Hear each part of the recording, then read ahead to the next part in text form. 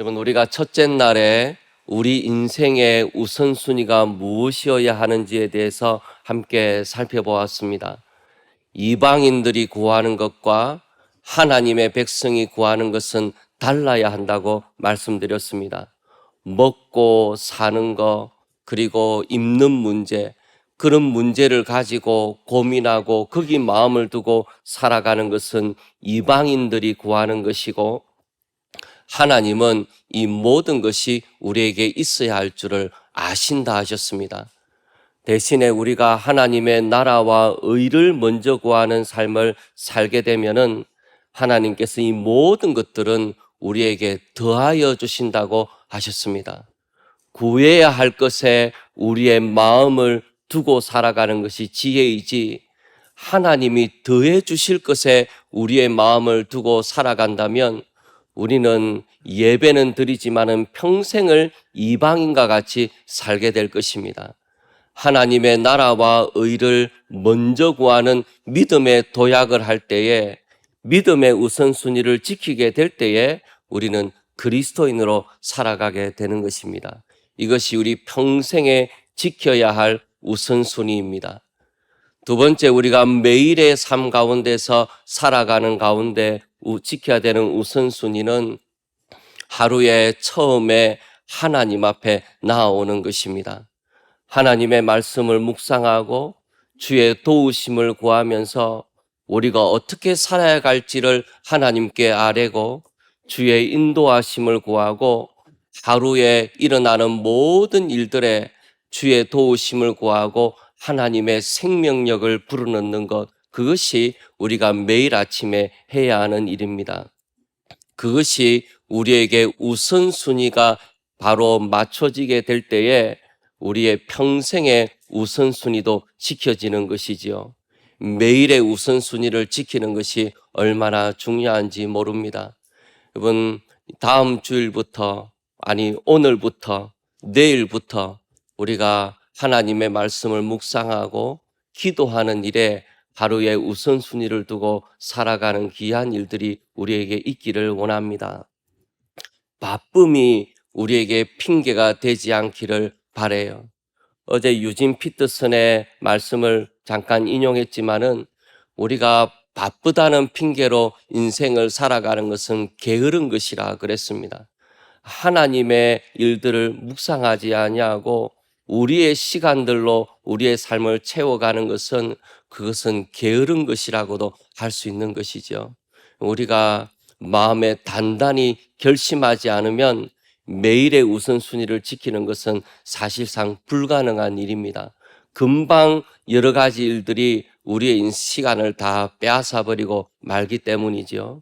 그래서 우리가 매일의 우선순위를 꼭 지켜서 하나님 앞에 나아가는 것으로 하루를 시작하는 복을 우리 모두가 누리시면 좋겠습니다. 오늘 세 번째 한 말씀드리고 싶은 것은 무엇이냐면은, 이 세 번째는 우리의 안전의 우선순위라고 할 수 있습니다. 우리가 왜 그렇게 먹고 사는 문제에 마음을 두고 살아가는가? 어디서 살지에 대해서 왜 그렇게 염려하면서 살아가는가? 그것이 우리의 안전과 관련이 있기 때문입니다. 그렇게 해야 우리의 삶이 안전하다고 느끼기 때문에 우리의 안전에 대해서 우리가 염려하면서 살아가는 것이지요. 이전에 과학이 발달하지 못하고 사회가 발달하지 못했을 때는 우리가 만약에 정글 같은 데서 산다고 한번 생각해 보십시오. 얼마나 불안하겠습니까? 어떤 짐승이 우리를 덮칠지 모르는 그런 불안한 가운데 살았을 때에도 우리의 안전이 염려가 되었다고 하면은, 지금은 그런 정글에서 살아가는 것도 아니고 과학이 이처럼 발달한 시대에 살아가지만은 여전히 우리가 불안해하면서 살아가고 우리의 안전에 대해서 염려하면서 살아가는 것이 우리의 인생이라고 한다면은, 참 과학이 발달하기 이전이나 이후나 우리의 불안함에 대해서는 여전히 하나도 달라진 것이 없지 않습니까? 여전히 염려하는 사회 속에서 살아가기 때문입니다. 그래서 우리의 안전이 어디에 있는지에 대해서 우리의 믿음을 굳게 하는 것은 사실은 이 모든 첫째 날, 둘째 날에 있는 그 모든 말씀드린 것에 대한 우선순위를 지키는 것과 관련이 있는 것이지요. 그래서 오늘은 우리 안전의 우선순위에 대해서 한번 말씀을 드리려고 합니다. 이 시편 91편은 너무나 아름다운 시편이에요. 어떻게 이런 놀라운 시편이 쓰여졌을까 싶을 만큼 우리의 마음을 흥분시키는 아주 아름다운 시편입니다. 저도 이 시편 91편에서 말하고 있는 것이 뭔지를 다 모르겠어요. 솔직히 다 모르겠습니다. 저도 더 알기를 원합니다. 이 시편 91편에서 말하고 노래하고 있는 것이 무엇인지 제 평생에 더 깨달을 수 있으면 좋겠다, 그런 마음의 소원을 가지고 있는 시편이기도 해요. 이 시편 91편은 우리의 안전이 어디에 달려 있는지에 대해서 고백하는 참 아름다운 시편인데, 이 시편 91편에는 하나님의 보호하심에 대해서 여러 가지 말씀들이 기록이 되어 있습니다. 예를 들면 3절을 한번 보시겠습니까? 그가 너를 새 사냥꾼의 올무에서와 심한 전염병에서 건지실 것이미로다. 올무와 전염병, 그 당시에 굉장한 위협거리가 되었던 그런 부분들에서 하나님께서 건지신다고 말씀하시고, 5절에 보면은 밤에 찾아오는 공포와 낮에 날아드는 화살과 그랬습니다. 밤이 되었을 때 느끼는 공포와 낮에 전쟁터에서 느끼는 공포에 대해서 이야기를 하고 있고, 그리고 6절에 보시면은 어두울 때 펴지는 전염병과 밝을 때 닥쳐오는 재앙을 두려워하지 아니하리로다라고 말씀을 하고 있습니다. 밤이나 낮이나 그 당시에 두렵고 참 마음을 무겁게 하는 일들이 많이 있었는데, 하나님께서 그 모든 것들을 지켜주실 것이기 때문에 두려워하지 아니한다라고 고백하고 있습니다.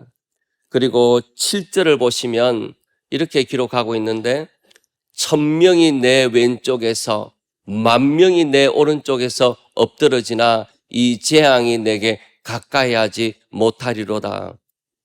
1000명이 왼쪽에서 쓰러지고 10,000명이 내 오른쪽에서 엎드러지는 일이 있다 하더라도 하나님께서 이 재앙이 가까이 오지 못하도록 지켜주시는 하나님의 은혜에 대해서 고백하고 있는 것입니다. 시편 91편은 하나님이 우리 인생을 얼마나 보호하시는지, 얼마나 우리 인생에 은혜를 베푸시는지 잘 고백하고 있는 시편이기도 합니다. 이 시편 91편에서 제일 중요한 부분을 하나 꼽으라면 시편 91편 1절이에요. 시편 91편 1절을 한번 보시겠습니까? 1절에 보시면 지존자의 은밀한 곳에 거주하며 전능자의 그늘 아래에 사는 자여라고 고백을 하고 있습니다. 지존자의 은밀한 곳에 거주한다라고 했는데, 이 지존자는 왕을 가리키는 말입니다. 왕이 겹겹이 둘러싸이는 왕을 보호하는 보호장치 뒤에 왕만이 지낼 수 있는 아주 은밀한 거처가 있는데, 그 왕의 은밀한 거처에 함께 거주하는 것에 대해서 말을 하고 있는 것입니다. 지존자의 은밀한 곳에 거주한다 그랬습니다. 여기서 이 지존자는 왕을 가리키고 왕은 곧 여호와 하나님을 가리키는 것을 말합니다. 무엇을 말하냐면은 여호와 하나님의 그 은밀한 곳에 거주하는 사람에 대해서 말을 하고 있는 것입니다. 하나님, 여호와 하나님이 우리의 피난처가 되시는데, 우리가 여호와 하나님의 그 은밀한 곳에 들어가 숨을 수 있는 사람, 거기서 여호와의 보호 아래 살아갈 수 있는 사람, 그런 사람에 대해서 말을 하고 있는 것이죠. 그리고 그렇게 살아가는 사람이 누리는 복에 대해서 전능자의 그늘 아래 사는 사람이라고 말을 하고 있습니다. 시편 91편 1절에 보면은 지존자의 은밀한 곳에 거주하는 사람은 전능자의 그늘 아래 사는 사람이라 그랬습니다. 전능자의 그늘이라 그랬는데 그 The Shadow of the Almighty라고 부르고 있는, 영어로는 그렇게 하는데 전능자가 내 그늘이 되어 주신다는 것입니다. 그 중동에 태양이 굉장히 강하게 내려지는데 전능자가 내 그늘이 되어져서 내가 그 그늘 아래 피하는 것을 말하는 것이죠. 달리 말하면은 여호와 하나님이 아주 가까이 계시는 것을 말합니다. 하나님이 멀리 계셔서는 전능자의 그늘이 되어줄 수가 없지 않습니까? 하나님이 아주 가까이 계시게 됐을 때 전능자의 그늘이 되어주셔서 햇볕이 너무 따갑게 내려져서 내가 죽게 되었을 때 하나님께서 전능자의 그늘로 이것을 덮어주시는 것을 말하는 것이죠. 얼마나 아름다운 시편인지 모르겠어요. 전능자의 그늘 아래 살아가는 것, 지존자의 은밀한 곳에 살아가는 것, 이것이 하나님을 의지하는 자들이 누리는 복이라고 우리에게 말씀해 주고 있는 것입니다. 이걸 이렇게 말하면 좀 가까울지 모르겠어요. 우리에게 너무나 어려운 문제가 생기게 되었습니다. 너무나 우리의 마음을 내리 누르는 문제가 생기게 되고 두려워하는 어떤 문제에 부닥치게 되었어요. 그런데 그 문제를 가지고 새벽에 우리 하나님 앞에 나와서 기도하는 시간을 가지면서 내 가운데 있는 두려움들과 내가 갖고 있는 답답함들에 대해서 하나님 앞에 토로하게 되었을 때, 하나님 앞에 그것을 전부 내려놓고 우리 하나님께 나아가게 되었을 때에 하나님께서 마치 하나님께서 우리를 덮어주시는 것처럼, 하나님께서 우리를 그 모든 가운데서 보호해 주시는 것처럼 그 안에서 평안함을 누리고 안정감을 누리는 어떤 순간에 대해서 말씀을 드리고 싶어요. 근데 이걸 표현을 잘 못하겠습니다. 이것이 뭔지를 잘 말씀을 못 드리겠어요. 이게 뭔지를 제가 조금은 알 것 같은데 이것이 정말 무엇을 말하는 것인지에 대해서 제가 정확하게 잘 표현을 못 하겠어요. 가끔씩, 늘 그런 건 아닙니다. 새벽에 하나님 앞에 나아갈 때에 하나님께서 특별히 주시는 어떤 은혜가 있어요. 하나님께서 덮어주시는 것 같은 은혜가 있습니다. 그걸 말하는 것 같다는 생각이 들어요. 제가 이렇게밖에 말 못하는 것을 용서해 주시기를 원합니다. 제가 조금 더 이걸 더 잘 알게 되면은 더 설명해 드릴 수 있을 것 같다는 생각이 들어요. 우리가 여러 가지 어려운 일을 만났을 때에 우리 하나님 앞에 달려가서 주의 말씀과 주의 기도 안에 거하게 되었을 때에 하나님께서 풍성한 위로로 우리의 마음을 위로하시고 하나님께서 우리의 삶 가운데 역사해 주시고 우리를 붙잡아 주시고 우리를 보호해 주시고 확신 가운데 우리 인생을 살아갈 수 있도록 하나님께서 힘주시는 그것을 가리켜서 전능자의 그늘 아래 살아가고 지존자의 은밀한 곳에 거주하는 삶이라고 말씀하고 있는 것입니다. 하나님께서 하나님 아래 살아가는 사람에게 그런 복을 누리게 해주시는 것입니다. 그런 보호하심이 있다는 거예요.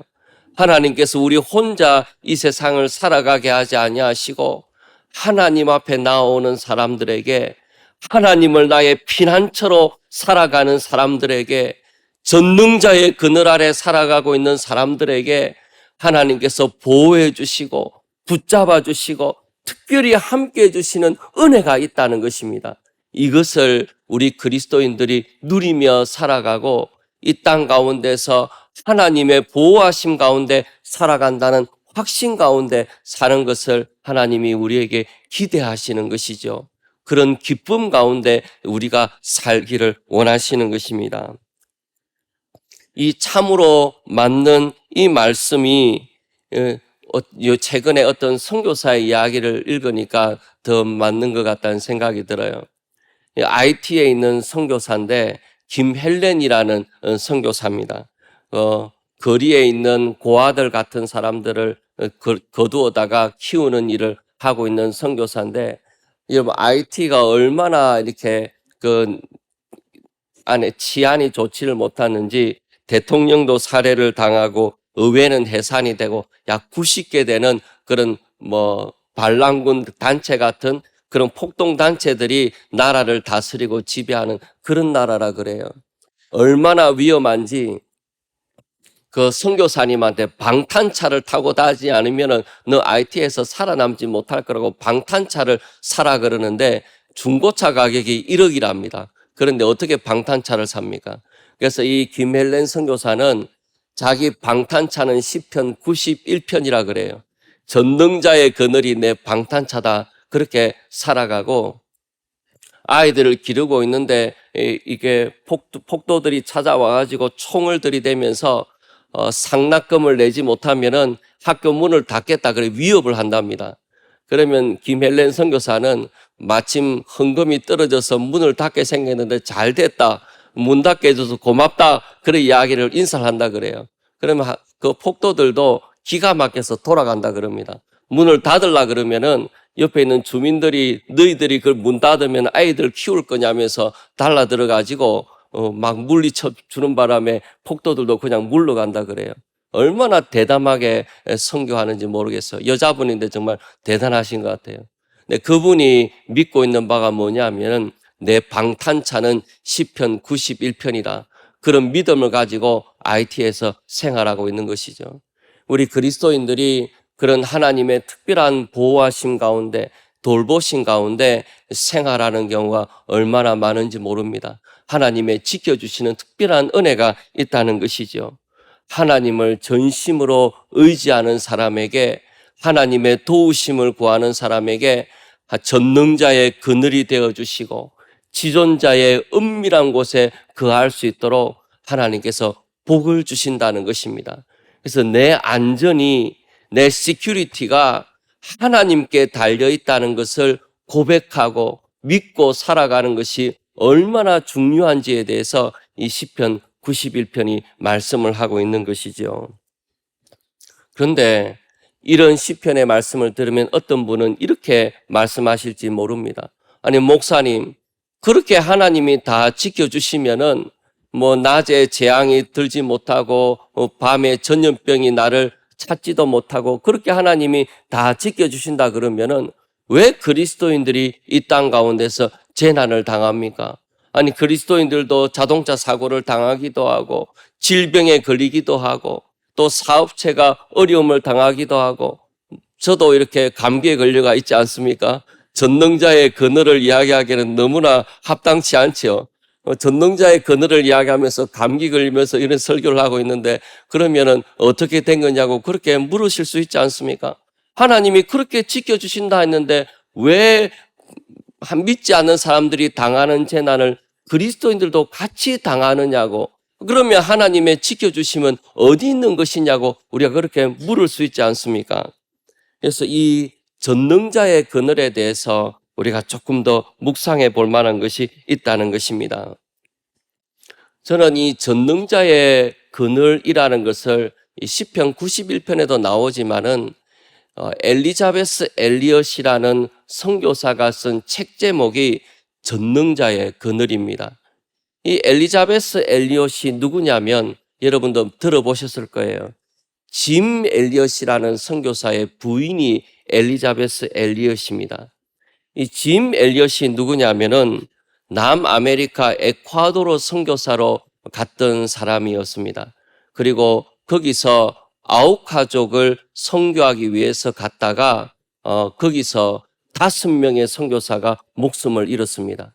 해변에서 목숨을 잃었는데 그 선교사 중에 한 명이 짐 엘리엇이에요.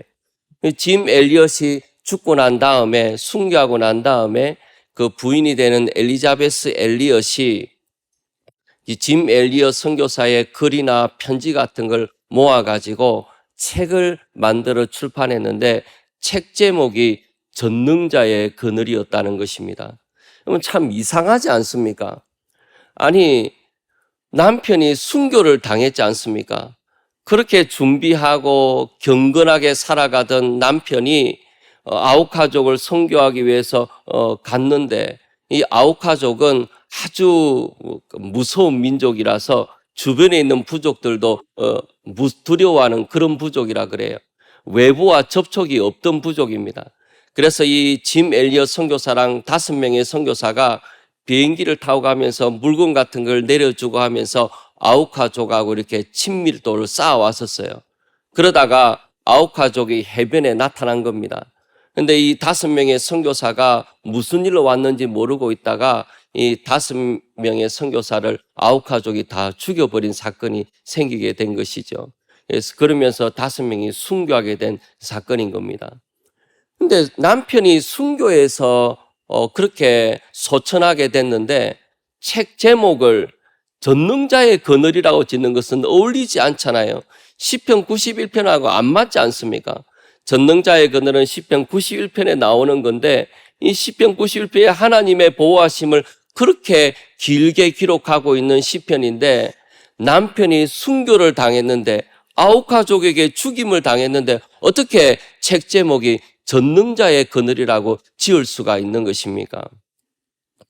이 전능자의 그늘이라고 지은 이유를 분명하게 책에서 말하고 있지는 않지만은 그 책의 내용을 보면은 그래요.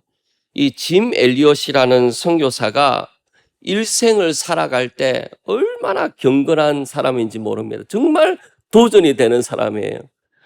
순교한 나이가 28인데요.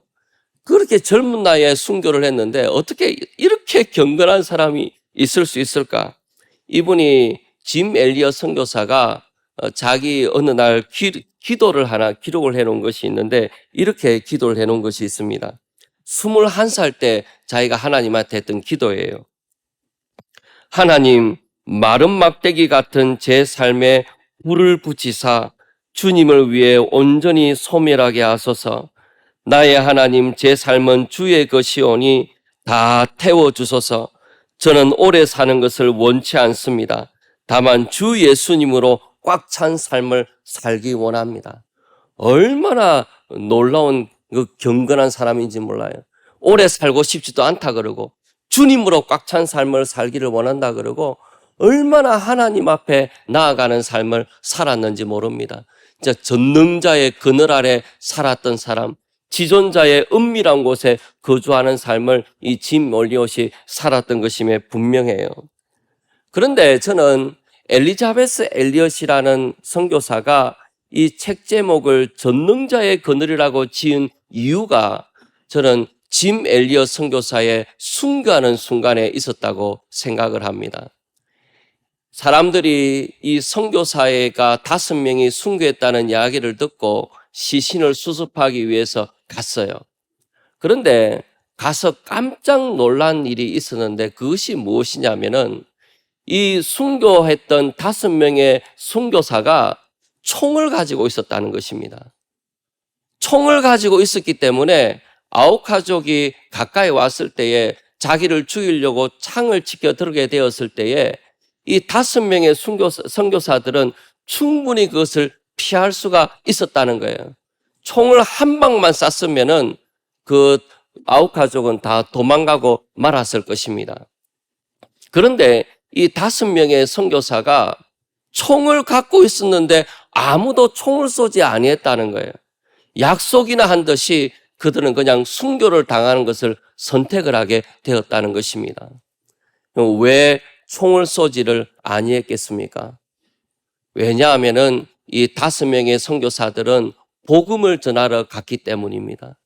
내가 복음을 전하러 온 사람인데 나에게 위험이 닥쳤다고 해서 만약에 총을 쏘게 된다면은 이 아우카족의 선교는 끝나는 것이죠. 처음에는 친한 척하게 다가왔다가 위험해지면은 총을 쏘는 그런 선교사를 어떻게 신뢰할 수가 있겠습니까? 그러면 이 아우카족의 선교는 끝나게 되는 것이죠.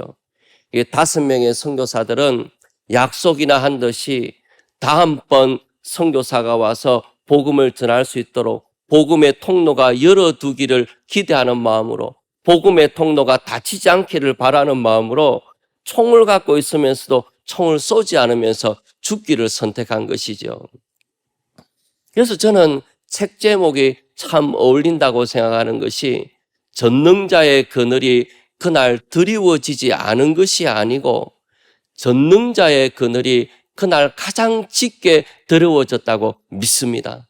그 총을 쏘고자 하는 마음, 자기에게 닥쳐오는 그 죽음에 대한 두려움을 이길 수 있도록 하나님께서 붙잡아 주지 아니하셨더라면, 하나님께서 그날 이들의 마음 가운데 역사하지 아니하셨더라면 어떻게 그날 총을 쏘지 아니하실 수가 있겠습니까? 그러니 하나님께서 그날 강력하게 역사하셔서 전능자의 그늘이 되어주셔서 이 5명의 선교사들을 덮어주셨기 때문에, 하나님의 역사가 거기 있었기 때문에 총을 쏘지 않고 순교의 길을 걸어갈 수 있게 됐던 것이죠. 그러니 엘리자베스 엘리엇이 전능자의 그늘이라 그렇게 이름을 지은 것은 너무나 합당하다는 것입니다. 전능자의 그늘이라는 것이 아홉가족이 쳐들어오게 되었을 때 천둥이 치고 번개가 치고 갑자기 폭우가 쏟아지고 해가지고 하나님이 지켜주시는 그런 지켜주심만 있는 것이 아니고, 순교의 길을 걸어갈 수 있도록 지켜주시는 것도 우리 인생의 지켜주심이라는 것입니다. 전능자의 그늘이라는 것입니다. 다른 사람들처럼 기적적으로 질병이 낫는 것도 전능자의 그늘이지만은, 내가 이 질병 가운데 있음에도 불구하고 하나님 안에 있음을 확신하며 살아갈 수 있도록 내 마음과 생각을 붙들어 주시는 건 역시도 전능자의 그늘이라는 것입니다.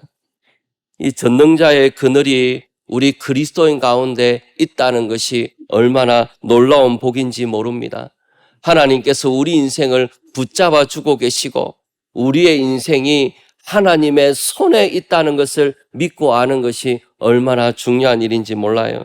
저는 우리의 삶 가운데 전능자의 그늘이 있다는 것을 믿고 확신하면서 우리의 인생이 하나님의 손 안에 있다는 것을 확신하고 살아가는 우리 모두가 되기를 원합니다. 이 전능자의 그늘에 대해서 잘 보여주는 것이 하이델베르그 교리문답 제1문입니다. 하이델베르그 교리문답 제1문에 보면은 질문이 무엇이냐면, 살았으나 죽었으나 당신의 유일한 위로는 무엇입니까? 라는 질문입니다. 이 질문에 대해서 답이 무엇이냐면, 우리 다 같이 한번 답을 읽어볼까요? 살았으나 죽었으나 나는 나의 것이 아니요 몸도 영혼도 나의 신실한 구주 예수 그리스도의 것입니다. 그리스도께서는 그의 보혈로 나의 모든 죄값을 완전히 치르고 나를 마귀의 모든 권세에서 해방하셨습니다. 또한 하늘에 계신 나의 아버지의 뜻이 아니면 머리털 하나도 땅에 떨어지지 않도록 나를 보호하시며 참으로 모든 것이 합력하여 나의 구원을 이루도록 하십니다. 여러분, 이것이 계속 읽어볼까요? 그러함으로 그의 성령으로 그분은 나에게 영생을 확신시켜 주시고 이제부터는 마음을 다하여 즐거이 그리고 신속히 그를 위해 살도록 하십니다. 여러분, 우리가 이 하이델베르그 교리문답에서 사나 죽으나 당신의 유일한 위로가 무엇입니까? 라는 그 질문에 대해서 살았으나 죽었으나 나는 나의 것이 아니요 몸도 영혼도 나의 신실한 구주 예수 그리스도의 것이라는 것, 이것이 우리의 위로라는 것입니다. 여러분, 살아있는 동안에 우리는 하나님의 철저한 보호하신 가운데 살아갑니다. 우리를 위기 가운데서 건져주시고 여러 가지 삶의 어려운 가운데서 건져주시는 하나님의 보호하심이 우리 인생 가운데 분명히 있습니다. 하나님께서 그런 위기를 넘기게 하시고 하나님의 도우심 가운데 인생을 살아가게 하세요. 그런데 우리가 죽고 난 이후는 어떻게 됩니까? 우리가 죽은 다음에는 우리의 몸도 영혼도 다 주님의 것입니다. 주님의 손 안에 있고 주님의 돌보심 안에 있고 우리 주님 안에서 우리는 영원토록 안전하게 살아가는 것입니다.